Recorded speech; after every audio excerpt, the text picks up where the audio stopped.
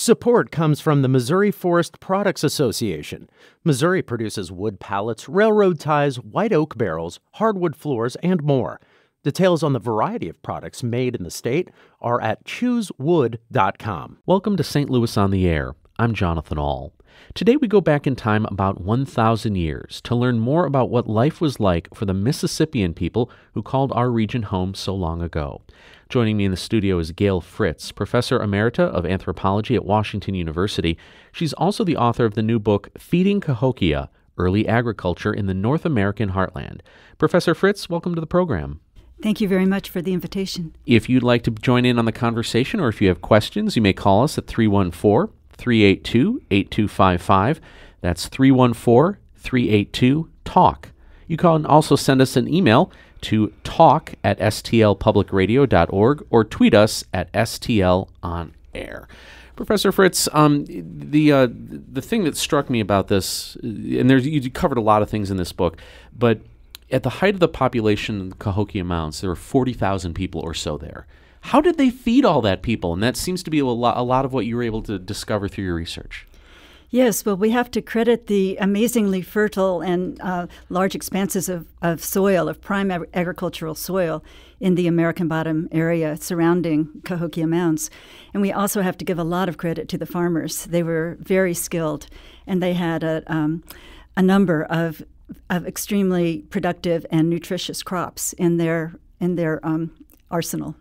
Okay, there's a couple things in there. Let's start with farming practices, because when, in pre-Columbian North America, obviously there's a lot of agriculture that went on, but when Europeans came here, they dramatically changed the way the land was farmed. So how did they do it back then, and why did it work so well? Well, they had access to the prime soils all over the place. Nothing had been taken away from them by Europeans yet for plantations or for their own farms. So they had access to all of the varieties of soil. And I think that one of the things that they did was to plant different crops in different soil regimes, different wetness regimes. Some were adapted for drier and perfectly well-drained soils, and some were adapted for soils that were more moist. So they weren't restricted in the way that Native Americans became after European invasion. Do we have a sense? Did they do crop rotation?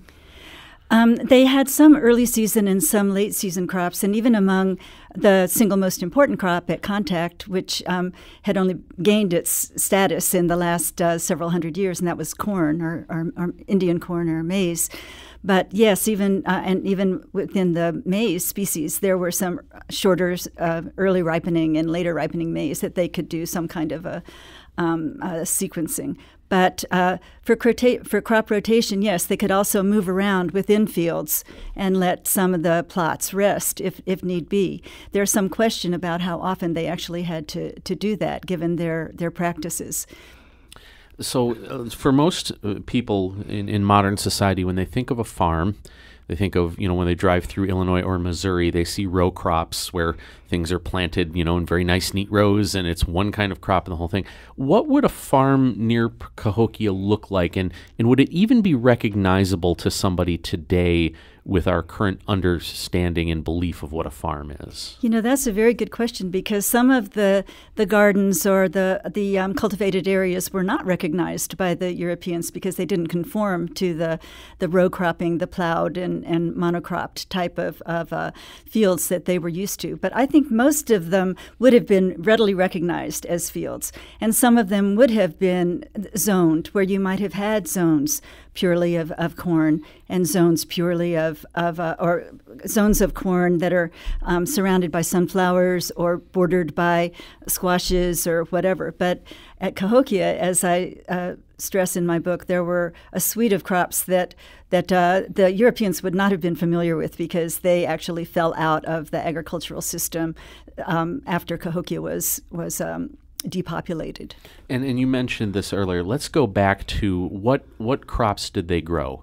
What was on the dinner table for a Cahokian dinner or feast? Because you definitely talk about both kind of what they ate every day and then how they did big feasts. So what was for dinner at that time? Okay, so for dinner was a suite of crops, including a relative of quinoa that was a Midwestern species called Chenopodium berlandieri, and that it was domesticated thousands of years ago, almost 4,000 years ago. We have evidence for its local Midwestern domestication, and we find those seeds in great abundance in the archaeological record of Cahokia. So that would have been one of the big crops.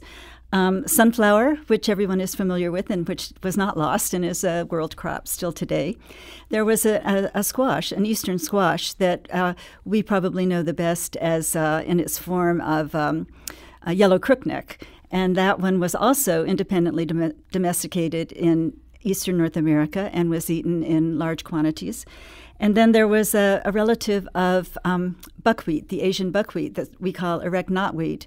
And that was, again, domesticated here and occurs in big caches and very, thousands of, sometimes even tens of thousands or millions of seeds in single sites.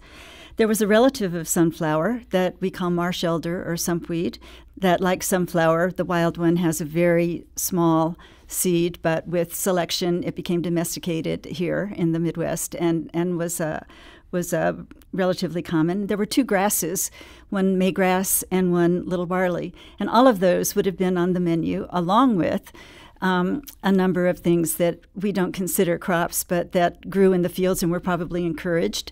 Some that were used as greens, such as purslane and amaranth. And then there would have been a wide variety of fruits and nuts. And all of these were managed in a way that their productivity would have been increased. So the fruit and nuts, how much of that was gathered and how much of it was agriculture and farmed? Oh, that's a wonderful question. It's probably in the in-between zone where it was a part of the anthropogenic or part of the human landscape, so that you would have had fires and other kinds of clearing that would have removed the brush and made individual trees more productive. So we don't see any signs of domestication in terms of morphological or genetic change, but it's probably not correct to think of it as just a wild, unmanaged forest. Do we know what transformation these crops, some of them familiar, some of them very unusual to our modern ears, do we have any idea how they were transformed from harvest to table? In terms of cooking or seasoning? I mean, could we recreate these meals? Do we know what this would taste like right now? That's very difficult, and if I had a time machine, that would be the first thing I would want to do, was to go and look at the cuisine, at the recipes, and actually taste some of these things, because we don't have direct evidence for that. We do have direct evidence for many of the seeds, the large ones and the small ones, being parched. So probably when they were what does that mean? Parched, they would have been put on on some kind of a pot or some kind of a surface that was subjected to heat from a fire, but low, and then stirred around until they were. It would be sort of like popping popcorn, but probably not getting it to be quite that hot. Okay. And then do we know? I mean, because when you said squash, I think like how I would slice it up and I'd put it on the grill. Do we have any evidence of how they did what they did for those kinds of? I mean, the grains obviously they probably did something to, but what about the vegetables that may be a little more familiar to us now? The only thing we can go by is observations in historic times. Mm-hmm. And there were numerous ways of eating these squashes. Sometimes they were picked very small and young and succulent, and they were roasted in the ashes of fires. So that would have been delicious, probably something like you're putting them on the grill. Mm-hmm. And then and then they ate the flowers. The flowers were harvested and thrown into various soups and stews. And then one of the things they did with the squashes was dried them. They cut them into like rings. So if you had a acorn squash, for example, and you just sliced it, and then you took out the seeds, and then it was dried in the sun, put on a platform and dried in the sun. And then it became like a sort of leathery. And those would last all winter long and could be then taken down from the rafters or wherever they were stored from the storage pits, and then again thrown into a soup or a stew along with other grains and often along with meat. I didn't mention the meat, but of course there was lots and lots of fish at Cahokia and access to a lot of birds, the migrating waterfowl and other birds, and then of course the deer. So let's go back to the production side of this, because we talk about these farms and we have to remember that they didn't have any machinery, they didn't have beasts of burden, they had some tools. This sounds like a heck of a lot of hard work to farm that much land to feed 40,000 people. Yes, it's true. It was a lot of work, and that's the amazing thing is that going by, again, the descriptions of farming at Contact, we have very good reason to believe, and in fact, I know no one who argues or debates this, that the farmers were women. So the women were very strong. They were extremely strong, and they worked very, very hard. And that was, of course, they did many other things besides farm, but farming was probably the primary way that they identified and that their value and their status was awarded. So I guess it would stand to reason that the women were the primary farmers. Yes. And they were probably the primary child rearers. Yes. What the heck did the men do? The men did a lot. The men were the hunters. I think the men probably did a lot of the fishing. The women and children could have also done some of the fishing, but the men were the warriors. And through time, we can tell the Mississippians became increasingly the level of conflict seemed to have been rising, and then. The men were negotiators. They were probably traders. They may have, although I think women also did trading, and women also went even on probably the longer term trading expeditions. That would have been, men would have done that and would have, again, identified as traders and negotiators, orators. And we'll talk more about the cultural and hierarchical constructs that you discovered through your research and learning about this. When we come back, we need to take a quick break, and we'll be back in just a moment with Gail Fritz, author of Feeding Cahokia, Early Agriculture in the North American Heartland. This is St. Louis on the Air on St. Louis Public Radio, 90.7 KWMU. Support comes from Missouri Forest Products Association, committed to sustainable and sound conservation of the state's forests, which support more than 41,000 Missouri jobs, resulting in a $10 billion industry. ChooseWood.com. Welcome back to St. Louis on the Air. I'm Jonathan Ahl, and we're here with Gail Fritz, the author of Feeding Cahokia, Early Agriculture in the North American Heartland. Now, Gail, let's go back to talking about what we learned about the social structure and the hierarchy of the people at Cahokia based on what you learned on how they grew food and what the agriculture. One of the ways that Cahokian society often gets structured is in terms of elites, a ruling elite, sometimes they're called, which would be chiefs and priests and members of their immediate families, and commoners. And when that kind of dual division is invoked, the farmers are frequently lumped altogether with the commoners. And the elites are frequently seen as having had the rights to decide who grew what and where they got to farm and how much they had to donate to the chiefly granaries or whatever, or feasts. And I think when you reframe the notion that most women were farmers, maybe a few were chiefs or priests or specialists that didn't get out in the fields very often, but that they transcended all levels of the social order, so that even the highest elites had women who were farmers in their families. So there were women who were very high status, and not all farmers were commoners. So I like to think of that idea that farming also was a way for women or for family groups, either nuclear or probably more likely extended family groups, to raise their status if they were extremely industrious and highly productive and were able to furnish large amounts of high quality corn and all the other crops to feasts or to other special events. Then they would have been their status would have been upped in that situation. So it was a way to ensure your social fluidity.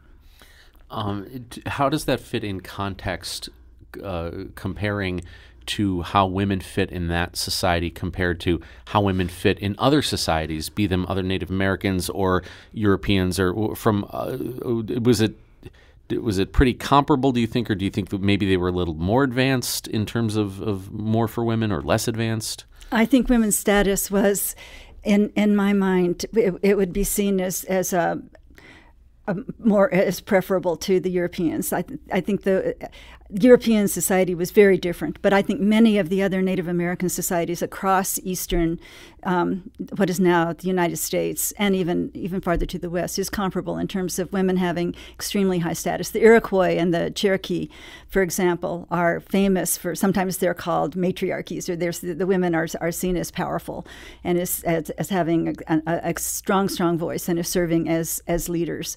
So this, I believe, needs to be taken in mind when thinking back to Cahokia and other Mississippian societies.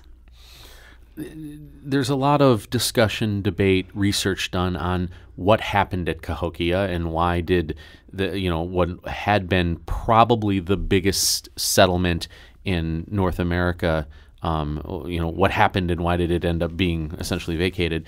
A lot of the theories had to do with famine and food issues, and you just did a book on this. So what do you believe, based on what you learned, do you think we have any new information that would help us better understand what happened and why the civilization died out? Yes, even since I finished writing the book a few years ago, there has been a lot of new research about climate change that started during or at the end of Cahokia's height. And it seems pretty clear that Cahokia rose to its prominence during a favorable climatic episode with a warm winter, not terribly cold winters, and plenty of rainfall and few droughts. And that after that, by maybe 1200 AD, that we started getting a higher frequency of droughts, and then the possibility also of some one or more devastating floods at that point in time. So frequently the authors of these climate change studies say, well, the over-reliance on corn at Cahokia would have been then the reason why Cahokia collapsed, because of these climate change that made it impossible to produce the level of crops that had been produced before. And I don't doubt that the climate change studies are accurate, but I do think that it's probably a mistake to blame it on over-reliance on corn, not only because there were so many other crops besides corn that were being grown, and some of them were probably almost certainly more drought resistant than corn, but also because the way I see it in the archaeological record, it's not until after 12 or 1300 AD that really you see the kind of total reliance on, or the extreme reliance on corn that the Europeans found at contact. So it seems to me like corn is actually maybe the savior when that Cahokian society couldn't be sustained anymore, possibly because of the stress and the rise in conflict, and that could have all been wrapped up with climate change, droughts and things like that. But as the people moved away, the farmers, again thinking that the farmers were women, then probably had to pull their fields in closer to that's when you see the big palisades going up, and when you see all kinds of, even at Cahokia, the palisade went up at 1250 during this period of increased number of droughts. So you aren't going to have access to spread out across the entire bottom anymore because it's not going to be safe. So you're going to pull your fields in, and then probably it looks like what happened is that they intensified the corn. And that might have accelerated the problems if they did more intensifying of crops over a smaller area. It's possible that happened, or else that they just the dream, the big show that was Cahokia just couldn't be repeated anywhere. What based on your research and as we learn more and more about the Cahokian people, what is the takeaway here? How does this help us better live where we are now, or how does a better understanding of how they lived, ate, farmed, how does that help us in modern society right now? Well, I think it says a lot for agrobiodiversity. I think it says a lot for shifting away, at least in times and places, from the huge fields that are monocropped in corn or anything else, any one crop. The type of agriculture known as permaculture is sort of based on this high diversity and utilizing a lot of different types of parts of the landscape. And I think that that's one of the things that the Cahokian model should be a poster child for. But I also think that I hope that some of these lost crops, like the relative to quinoa and the maygrass and the knotweed, that's a relative of buckwheat, might be able to be redomesticated. That archaeologists and gardeners and biologists might be able to come up with then like a local quinoa, something that's better adapted to this, it's not an Andean crop, but better adapted to the Midwest, and that could be grown locally and not have such a high carbon footprint as far as being imported from South America, and it's so nutritious, it's equally high in protein, and that it might actually play a role in food security in this region. Okay, so you said nutritious, and that was another thing I was thinking when I was reading your book, is that it sounded like this was a really good diet. I mean, when they had enough food and when they were at their height, that it was a pretty healthy plate that they had in front of them every night. I believe that, absolutely. And there isn't a whole lot of evidence for malnutrition or diseases that go along with poor diets, or even over reliance on maize from the American bottom area. There are some diseases. There is definitely not a disease-free zone, but it's not the kind of very unhealthy, anemic type of population that you might expect if it was truly focused so much on corn. So going back to the what we learned from this in biodiversity and maybe redomesticating some of these crops that were long gone, do you see that as really even possible with American diets and what we value and what we like and the amount of money we expect to pay for food and what we want our food to look like and what the availability that we expect of it, that we would actually say, oh, there's this relative of buckwheat that hasn't been grown for 1,000 years, but we're going to grow it and people will buy it and eat it and they'll love it. Is that practical?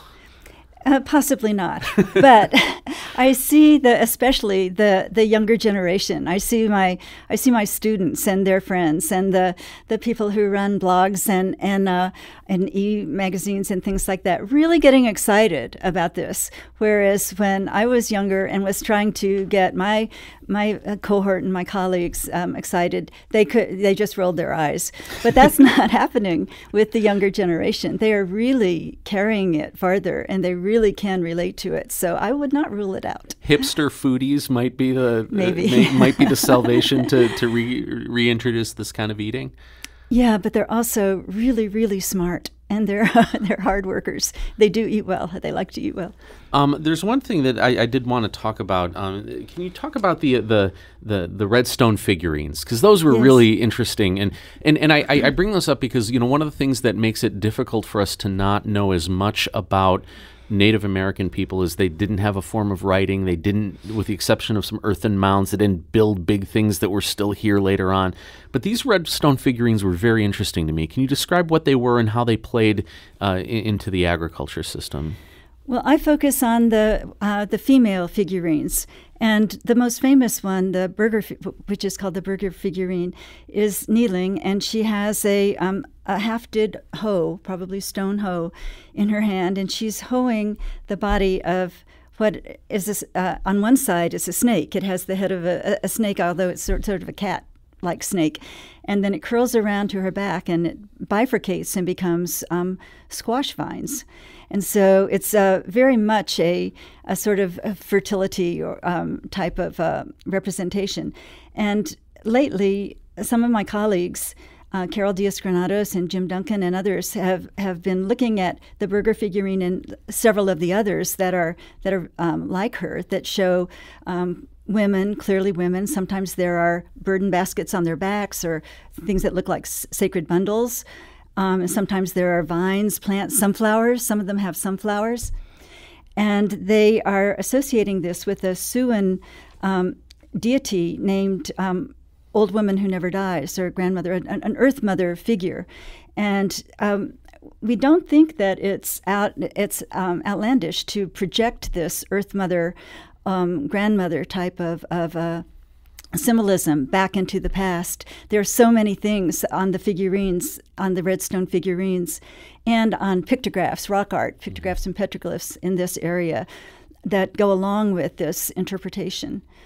So, and since they didn't have a huge abundance of these kinds of figurines, or this, I mean, if they did it, it must have been really important. Yes, these were special. To craft that image of that woman doing that must have been very important to their society. Yes, it would have figured in extremely important rituals. And I think that, again, these might have been rituals that were performed by women that had to do with farming, with weather, with world renewal, with the health of children.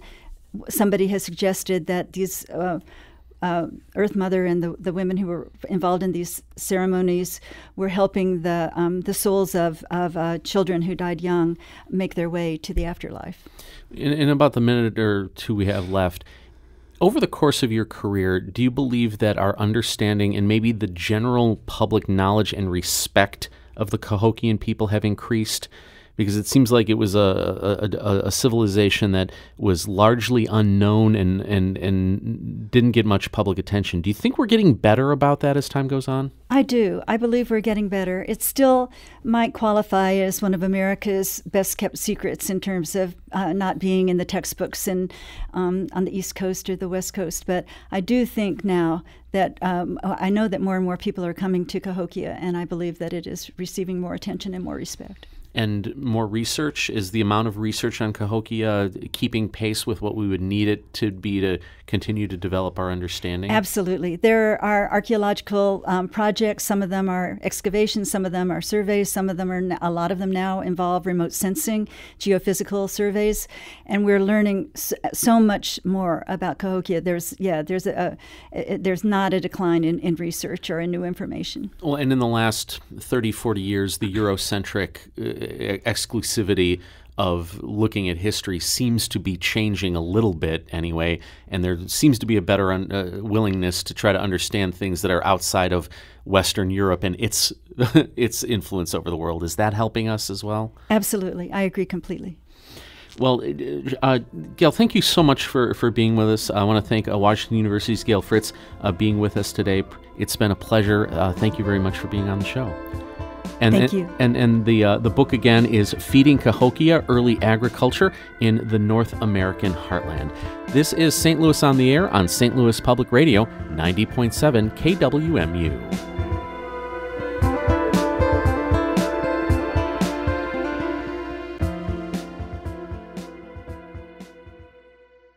Support comes from the Missouri Forest Products Association. Missouri produces wood pallets, railroad ties, white oak barrels, hardwood floors, and more. Details on the variety of products made in the state are at choosewood.com.